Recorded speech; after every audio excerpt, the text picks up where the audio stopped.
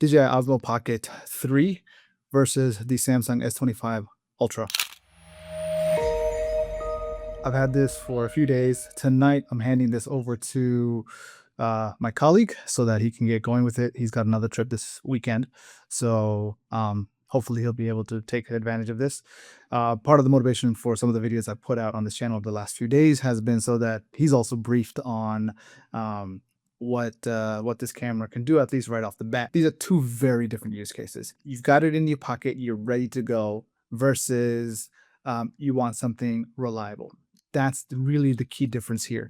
Advantages and disadvantages right off the top of my head: 3 lenses.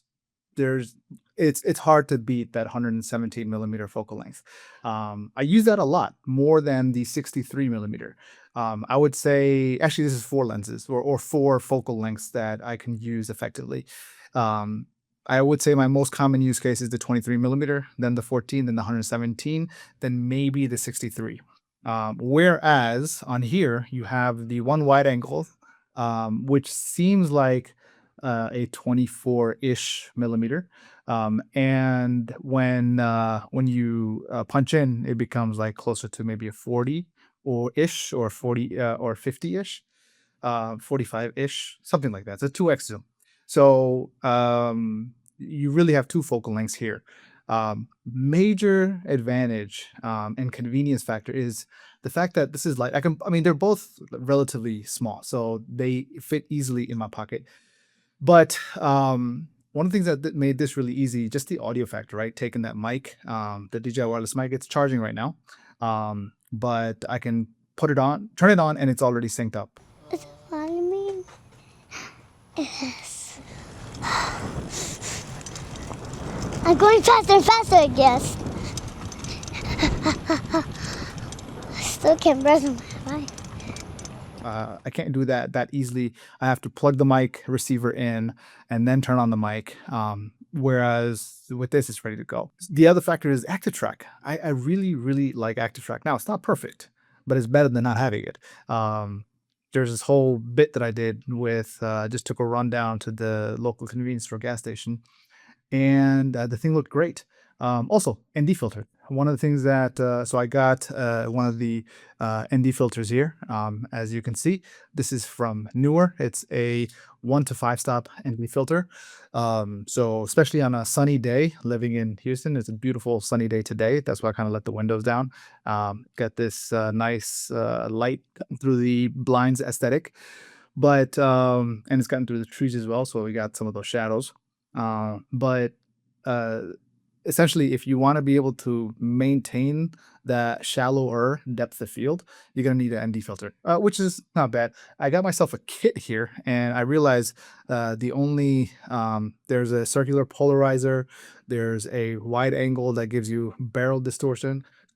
In all honesty, you don't need anything wider than this, especially if you put it up on a stick and you hold it out, active track is turned on, you'll be in frame. You don't even have to worry about it. This just makes things easy.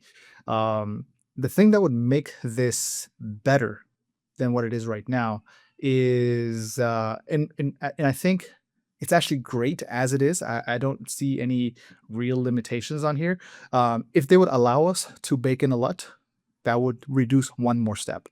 In fact, I could just shoot and upload, and that would be great. I think if we could have that, that's the major advantage of here, especially with motion cam. I can bake in a LUT. Fun fact, the Samsung S25 Ultra and the DJI Osmo, if I'm not mistaken, they both use Sony sensors. And so using motion cam, putting it in S-Log3, and then adding a S-Log3 to a Rec 709 LUT, or a custom LUT. In this case, I'm using Gerald Dunn's S-Log LUT. It looks great. It'd be cool if I could do an S-Log on here, but it's from DJI, so I can understand. But if they could allow us to bake in a LUT, I think that would be the one thing that would make this an undeniable value proposition.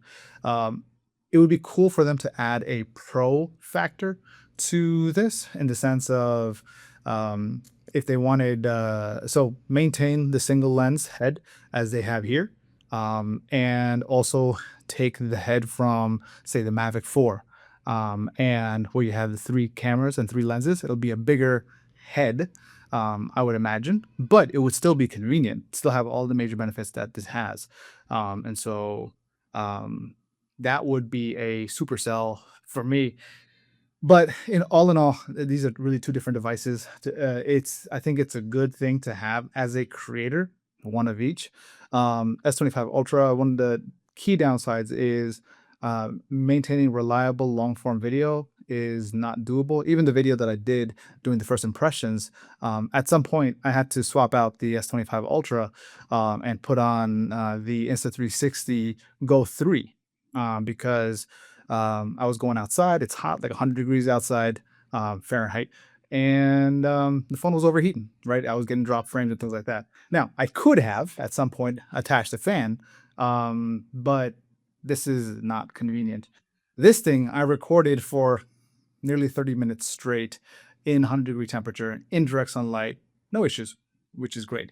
So overall, I think it's not either or.